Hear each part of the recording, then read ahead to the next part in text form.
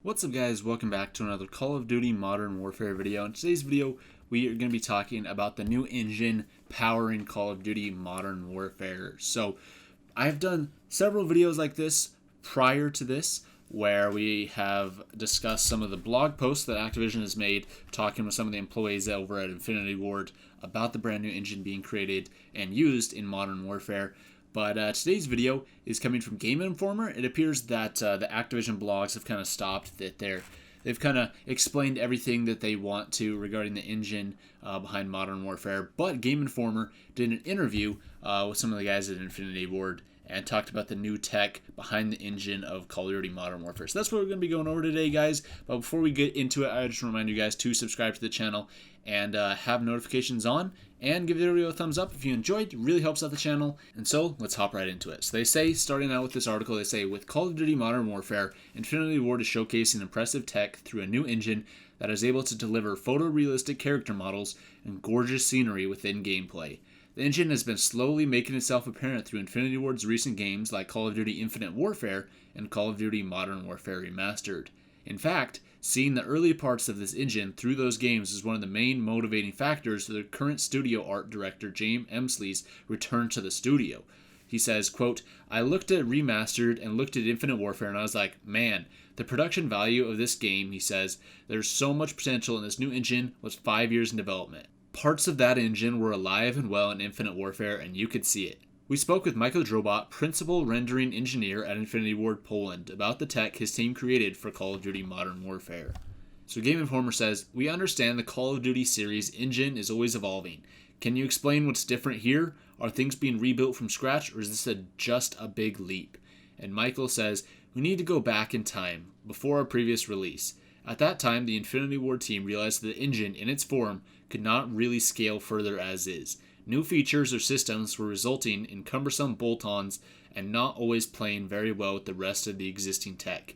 It is not even about so-called tech debt, where a development team consciously decides to sacrifice robustness in favor of performance or bug fixes under time pressure, but rather some fundamental design decisions that serve their purpose well. I was brought on board along with many great engineers with the task of taking care of long-term Infinity Ward engine rendering architecture to make sure it would be able to scale and excel in the future. It became quite clear quickly that we needed to scrap or fundamentally rewrite pretty much everything rendering related as you can imagine. This is not something you can do quickly while shipping a game of this franchise's scale. Certain parts of the engine went through a full rewrite for Infinite Warfare, such as the lighting engine, while others were retrofitted to somewhat still work with the new pieces. That was the moment when you could see the big leap in quality, but we had so much more to do. The initial plan was to hit inflection point at the 5-year mark, exactly for the launch of Modern Warfare. After Infinite Warfare, we focused on re-architecture of all other systems, essentially rewriting them from scratch while letting the production team prototype and rely on the foundation built for our last ship title. Then we reached critical mass when technology could finally evolve fast. It is fantastic when you see it. You wait for years, meticulously recreating some basic things in the engine, and then suddenly at a specific point, it all starts to work together, and you jump years ahead of what you could have achieved before. It is truly a revolutionary moment for the whole team, and Modern Warfare is the first fruit of that revolution." They asked, "What is the oldest bit of code that you've noticed in Call of Duty's engine prior to this game?" They say, "It is more of an anecdote, but for many years we've had this one rendering system responsible for setting some low-level data variables for draw calls, singular rendering subroutines. It was extremely efficient, but somewhat risky to extend and very rigid. I had actually had a comment in code that read something like, 'Please rewrite this after ship.' I believe it stayed in code for way more than a single project until finally for Modern Warfare we had to man up and rewrite it for real. Basically, the amount of data we are pumping right now into each draw call was significantly beyond that system's capabilities. Now it is way more flexible and much faster due to working better with the new engine architecture." Game Informer asked, "Will this tech also be used by all other Call of Duty studios moving into the future?" And they say, "We are currently 100% focused on Modern Warfare, therefore it is a bit too soon to talk about what comes next." And then they ask, "It seems odd to reinvent so much of Call of Duty's tech right before next generation hardware. Are you confident this technology will be future-proof?" And they say, "Our technology horizon is quite far ahead, and we're ever adjusting to whatever comes next. The whole point was to rely on highly scalable technology where algorithms, hardware insight, and quality engineering comes first, as opposed to being overly reliant on specific platform features. Obviously, during the optimization phase for any shipping title, we do highly focused optimizations to make sure we are taking the best approach for specific hardware, but that is the final polish pass, not the foundation. With this approach, we are very confident in our engine's ability to adapt to any future hardware. So I just got to interject real quick right here and talk about this. So basically what they mean right there is that the game isn't specifically built for the PlayStation 4 or built for the Xbox One or something like that. Instead, it's built for like everything, and then later it's kind of polished and kind of like chipped out a little bit to make sure that it works and runs as well as possible on a PS4 or an Xbox One or a PC or whatever, you know. So basically we've had this with some previous Call of Duty games where there's some Call of Duty games that you could basically tell what platform they were being developed on. For me personally, Black Ops 3 comes to mind. Black Ops 3 was pretty much obviously first and foremost developed for the PlayStation 4, and then the PC and the Xbox One versions were kind of an afterthought because, I mean, we even had things like no Xbox One X enhancement patch, which honestly that game really could have used it, but we didn't get one for that game.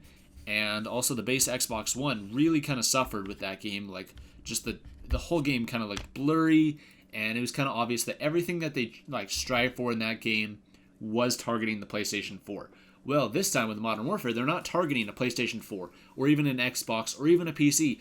They're just basing this technology and this new engine, just like completely just changing it and making it focused on like the foundation level, and then it's going to be adapted to each console. So that way, instead of the game being like focused on the PlayStation 4, now if you play this game on the PlayStation 5, it's not going to be as dated. You know, you're not going to feel that same like difference when a game is being like specifically developed for a certain platform. It's when you try and play it on something else, it's kind of difficult, and you can really kind of tell with a lot of different things. Like if you ever tried to play some of these like backwards compatible games on the Xbox One, or if you try and play a really old game on your PC, you can definitely tell what it was obviously developed for and what it, you know, the developers had in mind. Well, they're trying to kind of eliminate all that with Modern Warfare. So let's go back and let's keep going with this. So they say, can you talk about the biggest challenges in shaking up Call of Duty's tech? How difficult is it to reinvent the technology when the series never stops moving and you have a concrete ship date in mind? And he says, I think you hit the nail on the head right there. Reinventing the technology that drives Call of Duty while making a new Call of Duty game is the biggest challenge. It requires excellent planning, trust between departments, as well as a group of extremely talented people who are not afraid to change the course when they see an obstacle ahead. I think this process of balancing out tech development and production is the biggest challenge. From my experience, I've seen it go sideways so many times before in my career. You guys go out there, make a new engine, come back in a few years, and let's ship the game. When you hear this, you know there will be a year of excitement followed by a year of tears and maybe even canceled projects. Technology can't evolve in isolation without constant iteration cycles with production teams. Also, it can't be fully driven by production because then it will end up rigid, tightly fitted to one and only title it is supposed to ship. Sometimes being not flexible enough to even elevate the project to its potential heights right before the finish line. Striking a balance here is a tough act that requires everyone to be on board, and I truly believe we hit that mark for Modern Warfare. They asked, did you worry about shaking things up too much and slowing down development? And then he responds, there is always a risk of slowdown due to the initial cost of progress. Therefore, it was crucial to make sure that all planning for the project content development was well understood ahead and matched different pushes on engineering. To give you an example, we would do the riskiest changes affecting art production where the project was mostly in pre-production. Thus, the number of affected artists was minimal.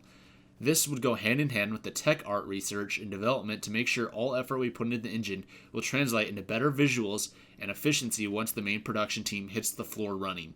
At the end of the day, what is important is the throughput of the team throughout the production years, and that was always the main focus for us. They say, can you give examples of the communications you regularly have with the development team in California? And he says, I think it'd be unfair to distinguish communications as something happening, quote, between teams. We operate as one big team. We are just spread out in terms of physical location. Obviously, there is an additional hurdle of operating in multiple time zones, but this actually works to our advantage, as the engineering team can provide almost 24/7 coverage and support.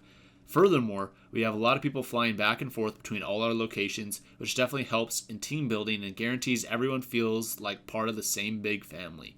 Game Informer asks, what's the single biggest difference players will notice about the new tech when they get their hands on the game? And he says, I think the general bar for photorealism has been pushed really far. It is just that the scenes feel very much alive and make a great impression as a whole picture. This drastic improvement is therefore mostly driven by material and lighting systems, so I'd bet that those would get the first spotlight. Game Informer lastly, they ask, what does the new tech mean for AI in the game? And he says, this is more of a question for the AI team. However, on pure rendering side of things, we have some very significant improvements to how AI actors perceive lighting in game. In short, AI can see light and shadows exactly the same way players do. This leads to significantly more reactive AI, as well as more emergent behaviors when dealing with light and shade situations, where visibility would play a significant role in gameplay experience. You can clearly see this when using NVG or night vision goggles or fighting against NVG equipped AI. So that was the article that Game Informer posted about this new engine. And basically, their kind of goal with this engine is, like they said in here, for it to be scalable, for them to be able to scale it to these new consoles, because this is honestly the biggest leap we've had in a Call of Duty game, I would honestly say, since probably Advanced Warfare. Advanced Warfare really stepped up the bar, and then ever since Advanced Warfare, it kind of seems that we've only gotten kind of incremental improvements. I mean, Modern Warfare Remastered was definitely a step up from Modern Warfare, from Advanced Warfare, but it still wasn't like a huge jump, and I feel like Modern Warfare is going to be that way. That Modern Warfare is going to be like Advanced Warfare, where Advanced Warfare had those like photorealistic cutscenes of like Kevin Spacey and almost looked just like a movie, which was really cool. And I mean, previous games like Black Ops 2, the cutscenes in that game were good, but you could definitely tell like kind of what era that game came from. Whereas even Advanced Warfare, those cutscenes hold up really well today. So this game should hopefully hold up for a while and definitely be playable on these new platforms and be definitely scalable too. So you should be able to play on these new platforms and take advantage of the new technology and the new power and hardware behind them. And should be pretty exciting though. So hopefully this is going to be a real big change from the previous games we've seen, and hopefully also be able to fix some of those issues that we've seen with the engine so far, where, I mean, a lot of it comes down to animations is my personal issue with a lot of the things in this engine. So things like if you flashbang somebody, they'll have like their arm up covering their eyes and their gun pointed at the ground, but on their screen, you know, their screen just kind of goes white, but they still have their gun like fully up and aimed down sights. So if you get like, they'll start shooting at you and you'll get killed, even though the person is like, they have one, like their whole hand and their whole arm is over their eyes, but their gun is facing the ground, but the bullets just come out sideways and kill you. And other things like head glitching, where you can just see the top of their head, but somehow you're still getting shot, because in Call of Duty, with the engine, bullets don't actually come out of your gun, they come out like more so towards your head, because that's where the camera is. And so weird issues and stuff like that should hopefully be fixed with this new engine. I'm really hoping and kind of praying that that's the case, but let me know guys' thoughts on this in the comments down below. We'll have to wait and see. October 25th can't come soon enough. Just under 2 months away now. We got the beta coming up in just a few weeks. That'll be really exciting. And yeah, there you guys go. Thank you so much for watching. If you guys enjoyed the video, give the video a thumbs up. Subscribe to the channel if you're not already with notifications on. And I'll see you guys in the next video.